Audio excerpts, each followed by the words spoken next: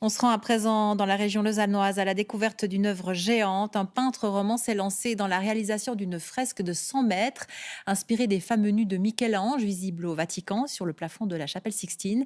Il se donne jusqu'au printemps prochain pour terminer son travail. Claude-Olivier Volu et Hugues Buchard l'ont rencontré.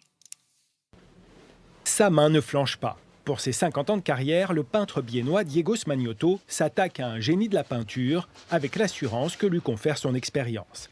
Il revisite les nus de l'artiste Michel-Ange, ses œuvres somptueuses qui ornent le plafond de la chapelle Sixtine au Vatican. Il y a très peu de peintres où on peut prendre juste une gestuelle qui lui est propre. En général, on doit prendre l'œuvre dans son ensemble. Chez Michel-Ange, quelques parties de corps suffisent. Son travail se déploie sur d'imposantes toiles de 3 mètres sur 2. L'artiste n'utilise que très peu les pinceaux qu'il remplace par ses outils favoris, ses doigts et la paume de sa main.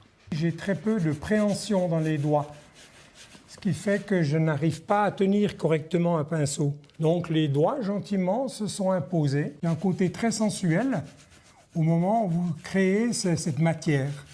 On est en contact direct avec le fond.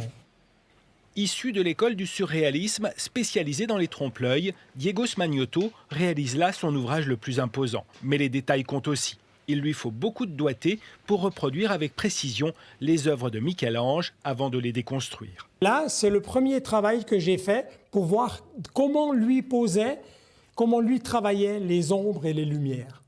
Ça, c'est un premier travail. Il faut que je m'imprègne de l'œuvre initiale avant que je la réinterprète. Diego Smagnotto est déjà venu à bout de 13 panneaux et doit encore en réaliser une vingtaine pour atteindre son objectif, une alignée de toiles sur 100 mètres.